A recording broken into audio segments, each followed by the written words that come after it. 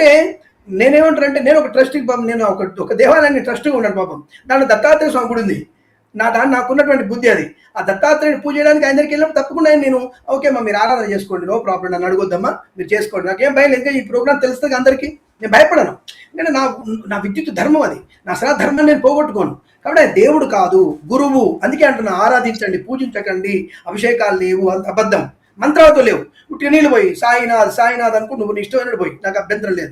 కానీ మంత్రాలు చెప్పి పోయకూడదు. ఆయన కాళ్ళ దగ్గర విగ్రహాలు పెట్టే అర్హత లేదు ఆయనకి. అది గుర్తుపెట్టుకోండి. ఈజ్ నాట్ ఏ అసలు ఎక్కడ కూడా ధరాత ధర్మంలో ఆయన పేరు లేదు. ఆదిశంకరాచార్య స్వామి పేరు లేదు వేదంలో. ఈయన పేరు ఎట్లుంటుంది? కాబట్టి నా వేద ధర్మాన్ని ప్రామాణికంగా తీసుకుంటే ఇది లేదన్న విషయం గుర్తుంచుకోండి. రెండోది కాస్ట్ ఆఫ్ లివింగ్ తక్కువ కాబట్టి easy way to go in the personal way అని చెప్పేసి ఎవరు ఇంకోటి ఆడవాళ్ళు బయట ఉన్నా సరే వెళ్తారు ఆయపాప గుడికి. మాధవలత గారు తెలుసు, ఆడపిల్ల ఉన్న ముందర. కానీ ఆడవాళ్ళు ఇబ్బందులు ఉన్న టైంలో కూడా ఆయన దగ్గరికి వెళ్తారు. అక్కడ నో ప్రాబ్లం అంటారు వాళ్ళు. మాకేం ప్రాబ్లం లేదు. బికాజ్ రెండో విషయం చెప్పదలుచుకోండి, అమ్మాయికి సపోర్ట్ చేస్తూ ఆమె కేసు పెట్టారు ఇప్పుడు. ఓకే రైట్, ఆ కేసు ఏం నిలబడదు, అది పెద్ద మనకి ఉండేది కాదు. అయితే ఇక్కడ ఈ అమ్మాయి ప్లేస్లో దానికంటే 2 ఏళ్ల ముందు 10 నిమిషాలు పోలీసు వాళ్ళు ఆపేస్తే మమ్మల్ని తరిమి కొడతాను వాళ్ళవే కేసు పెట్టలేదు. మన దేవతా విగ్రహాల మీద ఉచ్చబోసినోడిని తప్పక అనుకుంది. అమ్మాయి మందులో ఉంది, పార్లమెంట్ వాడు తప్పకుండా అన్పార్లమెంట్ వాడు. అది వాళ్ళని ఇంతవరకు అరెస్ట్ చేయలేదు, వాళ్ళ జైల్లో వేయలేదు. అంటే కిరాతకమైనటువంటి వ్యక్తులు చేయలేదు. ఏ వ్యక్తినైతే మనం పూజ చేస్తున్నారు, అభిషేకాలు చేస్తున్నారు మీరు, ఆ వ్యక్తి గ్రంథంలో, ఖురాన్ అటువంటి గ్రంథంలో ఎవరైతే విగ్రహాలను పూజిస్తున్నారో వాళ్ళని తొక్కండి, నరకండి, వాళ్ళ పిల్లల్ని రేప్ చేయమని చెప్పారు వాళ్ళు. అటువంటి విగ్రహాన్ని మనం పూజించడం ఏంటండి? ఎందుకు పూజిస్తారు అని మీరు ఆరాధన చేయొచ్చు అన్నారు కదండి, డబుల్ స్టేట్మెంట్ ఇస్తారు. ఆరాధన చేయండి. మీరు ఏదైనా గురువు గారండి, ఇంకో గురువు ఉంటాడు, నా గురువు నాకు తుర్కా అన్నాడు, జాఫర్ అనే. అది జాఫర్. కిరణ్ శర్మ గారు హిందూ మతంలో, హిందూ ధర్మంలో మనం మంచి చేసే ప్రతి ఒక్కరిని కూడా దేవుళ్ళలాగా చూస్తారు అందరూ. కానీ చెట్టుని పుట్టని రాయిని కూడా పూజిస్తాం. చెట్టుకి కూడా వెళ్ళి పసుపు రాసి కుంకుమ పెట్టి వస్త్రాన్ని సమర్పించి మనం పూజిస్తుంటుంటాం. డెమిగాడ్స్ ఉంటారు, డెమిగాడ్స్ కూడా మనం అత్యంత ఆరాధిస్తాం. పూజ. నేను కూడా దేవత అండి, నాకు కూడా గుడి కట్టండి, అదే చెప్తున్నాను కదా. చెప్తే వినిపించుకోవట్లేదు మీరు. ఈ రోజు నుంచి నేను దేవత అండి, మాధవి. సాక్షాత్తు మాధవుడు సృష్టించినటువంటి సాక్షాత్తు మాధవుడు సృష్టించినటువంటి మాధవుడి భక్తురాల్ని. నా కృష్ణుడు రోజు కనిపిస్తాడు, నన్ను నమ్మండి. ఆవిడ ఆంజనేయ భక్తురాలండి, ఆవిడ హనుమాన్ భక్తురాలు, ఆవిడ మహాధైర్యం. ఏమంటాడు కృష్ణుడు? రోజు కనిపిస్తాడు దేవత. ఇప్పుడు నాలాగే నువ్వు కూడా పూజలు అందుకో అంటున్నాడు. మరి రోజు అంటున్నాడు, చెప్తున్నాడు. ఇగో మీ బిగ్ టీవీ సాక్షిగా చెప్తున్నాను, ఈ రోజు నాలాగే రోజు పూజలు అందుకో అని చెప్తున్నాడు. మరి వరాలు ఇస్తారా? మరి నమ్మండి. సనాతన ధర్మంలో మంచి చేసే ప్రతి ఒక్కళ్ళు దేవుళ్ళే. నేను కూడా సమాజానికి మంచి చేయాలనుకుంటున్నాను, నన్ను ఎందుకు దేవతగా యాక్సెప్ట్ చేయరు? ఇప్పుడు 1990 వరకు అసలు మనకు ఇన్ని సాయిబాబా గుళ్ళు లేవు. 2025లో మాధవీలతకు లేవు. 2035కి వస్తాయేమో 1000 గుళ్ళు. మీరు టేకప్ చేస్తే వస్తాయి, మీడియా టేకప్ చేస్తే వస్తుంది, మార్కెటింగ్ చేస్తే వస్తుంది. మార్కెటింగ్ చేస్తే ఎవరైనా దేవుళ్ళు అవ్వచ్చు. ఇప్పుడు నిత్యానంద స్వామి అదేదో కొత్త దేశం కట్టుకున్నాడు, ఆయన కూడా దేవుడే. ఎగ్జాక్ట్లీ అదే. నిత్యానంద స్వామి చేసినటువంటి రాసలీల చూసి ఎంత తలకాయ నొప్పులు ఎక్కున్నాం మనం. వాడికి ఒక లోకాన్ని సృష్టించుకున్నాడట. వాడు ఎవడు, ఎక్కడ ఉంటాడు, ఇంత డబ్బు సంపాదించాడు, నిత్యానంద ఎక్కడ పోయినాడు. అంటే ఇవన్నీ మన ధర్మాన్ని విచ్ఛిన్నం చేసేటువంటి శక్తులు లోపల పెరిగిపోయి వాళ్ళ వ్యక్తుల్ని వీళ్ళ వ్యక్తుల్ని. అది కాదు. ఓకే కిరణ్ శర్మ గారు, సుధీర్ శర్మ గారు, అది కాదు. అంటే ఒకరిద్దరికి పోనీ ఏదో నమ్మారు అంటే అనుకోవచ్చు. కోట్లాది మంది నమ్ముతున్నారు అంటే వాళ్ళకి మీరు మర్చిపోతున్నారు మార్కెటింగ్. క్రైస్తవం భారతదేశంలోకి ఎలా వచ్చింది, క్రైస్తవం తెలుగు రాష్ట్రాల్లో ఎలా వ్యాపిస్తుంది? మార్కెటింగ్. ఇప్పుడు మాధవీలత గారు చెప్పినట్టుగా నిజంగా సాయి మతం అనేటువంటిది కూడా వస్తుందని చెప్పడంలో ఏమాత్రం కూడా సంశయం లేదండి. దేనికంటే అసలు గురు పౌర్ణమి అనేటువంటిది వ్యాస పౌర్ణమి, వ్యాసుడు పుట్టినటువంటి రోజుని తీసుకొచ్చేసి గురు పౌర్ణమి అంటే సాయిబాబా టెంపుల్స్ మాత్రమే అని చెప్పి ఒక బ్రాండ్ వేసేసారు, క్యాంపెయిన్ వేసేసారు. అది ఘోరమైనటువంటి, నిజంగా వ్యాసుడికి ఒక అవమానం అని చెప్తాను. భారతం రాసినటువంటి వ్యాస మహర్షి పుట్టినటువంటి రోజుని గురు పౌర్ణమిగా చేసుకున్నటువంటి మనము కేవలం సాయిబాబా దేవాలయాలకు మాత్రం, ఇందాక అన్నట్టుగా సాయిబాబా దేవాలయాలు కాదు, సాయిబాబా కట్టినటువంటి మందిరాలకి మాత్రమే అంకితం చేసేసి గురు పౌర్ణమి అంటే సాయిబాబా గుడికే వెళ్ళాలి, అక్కడ ధునిలో కొబ్బరికాయ వేయాలి, కొబ్బరికాయ కొట్టాలి, సాయిబాబా గుడిలో అక్కడ కానుకలు వేయాలి, ప్రసాదం తీసుకొని రావాలి. అసలు ఇవి తప్పితే అంటే రాను రాను నిజంగానే వారు చెప్పినట్టుగా మాధవీలత గారు చెప్పినట్టుగా సాయి మతం వస్తుందని చెప్పడంలో ఏమాత్రం కూడా సంశయం లేదు. ఇది ఇప్పటి నుంచే ఇలాంటి శక్తులు అంటే అరికట్టకుండా వెళ్తే మాత్రం రాబోయేటువంటి రోజుల్లో మన హిందూ దేవి దేవతల పేర్లు కూడా మర్చిపోయేటువంటి విధానం ఉంటుంది. అంతేకాకుండా ఇప్పుడు సాయిబాబా వారు ఉన్నది సమాధిలో, ఇంట్లో చనిపోయినటువంటి వాళ్ళ పెద్దల ఫోటోలే మన దేవుడి గుళ్ళో పెట్టకూడదు అనుకున్నటువంటి రోజుల్లో సమాధిలో ఉన్నటువంటి సాయిబాబా ఫోటో తీసుకొచ్చి ఇంట్లో ఎట్లా పెట్టుకుంటారు దేవుడి గుట్లో? అసలు అది ఎంతవరకు విధానం అవుతుంది? అంటే ఇప్పుడు చనిపోయిన వాళ్ళని కూడా తీసుకొచ్చి ఇంట్లో పెట్టుకుంటున్నావు, దేవుడి గుట్లో పెట్టుకోవడం లేదుగా, అది తప్పని చెబుతున్నాగా. ధర్మంలో కూడా అది కూడా విధానంలో తప్పని చెప్తుందిగా. అలాంటి సాయిబాబా ఫోటో తీసుకొని వచ్చి డైరెక్ట్ మన దేవుడి గుట్లో పెట్టుకుంటున్నాం కదా, మరి అది ఎలా పనికి వస్తుంది? అంటే ఒక సమాధిని తీసుకొచ్చి సాయిబాబాను కూడా పెట్టుకుంటున్నారుగా, పుట్టపర్తి సాయిబాబాను కూడా పుట్టపర్తి సాయిబాబాను కూడా అలాగే పెట్టుకుంటున్నారు కదా మందిరాలు. అదే చెప్తున్నానండి, వాళ్ళందరూ గురు ఆరాధ్యులు, గురు సమానులు వేరు, దైవం వేరు. కిరణ్ శర్మ గారు చెప్పినట్టుగా దైవం వేరు, గురువును నువ్వు భావిస్తే నువ్వు భావించు, పక్క వాళ్ళ మీద రుద్దకు. అంతేగాని ఇదే నీ అభిప్రాయాన్ని పక్క వాళ్ళ మీద రుద్దితే కరెక్ట్ కాదు కదా.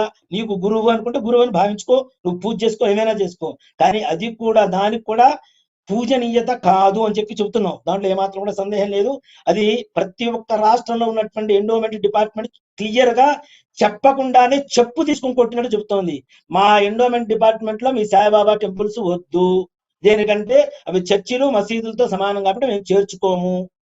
అవి చేర్చుకోమని చెప్పండి, హిందువులు కూడా చేస్తారు పూజలు. కాదు మన వాళ్ళకి చెప్పడం ద్వారా అయ్యా ముఖ్యంగా మన వాళ్ళకి ఏంటంటే మనకున్నటువంటి రాముణ్ణి కృష్ణుణ్ణి పూజ చేసుకోవడం మానేసి సాయిబాబా ముందు కృష్ణ సాయి, రామ సాయి, సాయి రాము, సాయి కృష్ణ, శివ సాయి, సాయి శివ ఇట్లాంటి తోకలు తగిలించుకుంటూ మన దేవతల్ని కూడా సమాధిలో కుళ్ళబెట్టేటువంటి ఒక కుటిల రాజకీయం ఈ బాబా దేవాలయాల ద్వారా ఎక్కువగా ప్రాపకండ అవుతుంది. దయచేసి దీన్ని ఇప్పటి నుంచి ఖండించకపోతే, నిజంగా చెప్తున్నా మాధవీలత గారు ఏ సమయాన ఏ ముహూర్తాన ఈ యొక్క అంశాన్ని బయటికి తీసుకొచ్చారో తెలియదు, కానీ ఈ అంశానికి మాలాంటి వాళ్ళందరం కూడా తప్పనిసరిగా తోడుంటాం.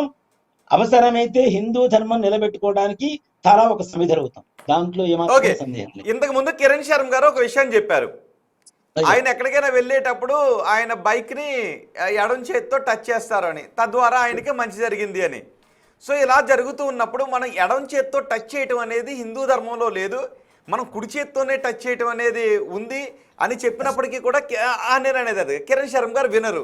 ఎందుకంటే ఆయనకి అక్కడ ఎడం చేత్తో టచ్ చేయడం అనేది ఒక దైవాంశంగా కనబడుతూ ఉంది. సో ఇక్కడ అలా అని చెప్పేసి నా ఎడమ చేతికి గుడి కట్టలేదు, నా బండికి గుడి కట్టలేదు నేను. That is the point. ఎడమ చేతికి గుడి కట్టలేదు కదా, ఉన్నటువంటి ఎడం చెయ్యి మనదే, కుడి చెయ్యి మనదే. ఇక్కడ బాబా మరవాడు కాకుండా చెప్తున్నాం. కాదు, ఎడం చేయమంది కుడి చేయమంది అయినా తీర్థం ఇచ్చేటప్పుడు తీర్థం తీసుకునేటప్పుడు కుడి చేత్తోనే తీసుకుంటాం కదా. ఎడం చేయాల్సిందే కదా. కానీ ఎడం చేతితో టచ్ చేయడం ద్వారా అక్కడ మంచి జరుగుతుంది అన్నప్పుడు ఆయన దాన్ని ఫాలో అవుతుండగా చెయ్యి గుడి కట్టలేదు, చెయ్యి అందరికి మీరు నా చెయ్యిని పట్టుకోండి చెప్పాలి, ఎవరికి అందరూ ఎడవ చేయి పెట్టడం చెప్పాలా. నాకున్న మీకున్న సెంటిమెంట్ ఓకే, మీకున్న సెంటిమెంట్ మరి కోట్లాది మంది సాయిబాబా భక్తులకు కూడా అది సెంటిమెంట్. సో అందుకని పూజించుకుంటూ ఉన్నారు. సో కలపకండి, ధర్మంతో కలపొద్దు మీరు. నేను చెప్పనా? కలపకండి. మాధవీలత గారు చెప్పండి. తినగ తినగ వేము తీయనుండు, పాడగా పాడగా రాగం అతిశయలుచునుండు. సో సత్యదేవుడు అనగా కోటాను కోట్ల మంది కేవలం మన తెలుగు రాష్ట్రాల్లోనే క్రైస్తవులుగా మారారు, అలాగే భారతదేశం మొత్తం మారారు. చెప్పగా అబద్ధం కూడా నచ్చి మన హిందూ ధర్మం వీడి ఎడారి మతాలకు వెళుతున్నప్పుడు చెప్పగా మన సాయి భక్తులు నిజమైనటువంటి హిందువులుగా మారుతారు. ఇప్పటికి చాలా మంది మారారు. ఇప్పటికి చూడండి 90% మనకు అన్ని పాజిటివ్ కామెంట్స్ వస్తున్నాయి. ఇంకో 10% మంది సాయి భక్తుల మీద నాకేం ద్వేషం లేదు, వాళ్ళు మా హిందువులు, పూర్తి స్థాయి హిందువులుగా మారండి. ఎందుకు ఈ మిక్స్డ్ గా ఉండడము? అల్లానే నా దేవుడు, అల్లాకి నేను బానిసను అని చెప్పినటువంటి సాయిబాబా చెప్పిన నీతి సూక్తులు మనకు అవసరం లేదు. మనకు నీతి సూక్తులు చెప్పిన మనం భాష కోసం కొట్లాడుకుంటాం. 2 తెలుగు రాష్ట్రాలు ముక్కలయ్యేదాకా ఎదురు చూసాము. మనకు వీరబ్రహ్మణ స్వామి ఉన్నారు, రాఘవేంద్ర స్వామి ఉన్నారు. మరి భాష కోసమే ఇట్లా కొట్టుకొని మన ప్రాంతంలో మన కోసమే కొట్టుకుని మన తెలుగు వారికి మన గురువులు లేరా? రాఘవేంద్ర స్వామి లేరా? ఆయనకు మార్కెటింగ్ లేదు. అందుకు ఆయన మహిమలు ఎవరికి ఎక్కువ మందికి తెలియలేదు. బ్రహ్మం గారు ఏదైనా జరగగానే బ్రహ్మం గారు అప్పుడే చెప్పారు అని అనుకుంటారు, కానీ ఆయనకు మార్కెటింగ్ లేని కారణంగా ఆయన కూడా గొప్పగా లేకపోయారు. కానీ భవిష్యత్ చెప్పిన వాళ్ళల్లో మన తెలుగువారైన వీరబ్రహ్మం గారి పేరు ఇప్పటికీ చాలా మంది చెప్పుకుంటారు, ఈవెన్ విదేశాల్లో కూడా. ఆయనకు మార్కెటింగ్ చేయండి, మనం కూడా తెలుగు వాళ్ళము అని గర్వంగా మన తెలుగు గురువులను మనం పూజించుకుందాము. అండ్ మార్కెటింగ్ చేస్తే సరిపోతుందా, అనుభూతులు కావాలా? మాధవీలత గారు, మార్కెటింగ్ చేస్తే సరిపోతుందా, అనుభూతులు కావాలా? నేను పూజించాను, అనుభూతులు ఉన్నాయని అనుభూతులు ఆల్రెడీ పొందారండి. ఈయన అనుభూతులు చేశాడో లేదో ఎవరికి తెలీదు, పుస్తకాలు ప్రింటింగ్ తప్ప. కానీ వీరబ్రహ్మం గారు చెప్పిన భవిష్యత్తు చాలా మందికి ఇప్పటికీ నిజం, ఇప్పటికీ నమ్ముతారు. అండ్ నిజం కూడా, అది పచ్చి నిజం. అబద్ధానికి మార్కెటింగ్ అవసరం కావాలి, నిజానికి అవసరం లేదు.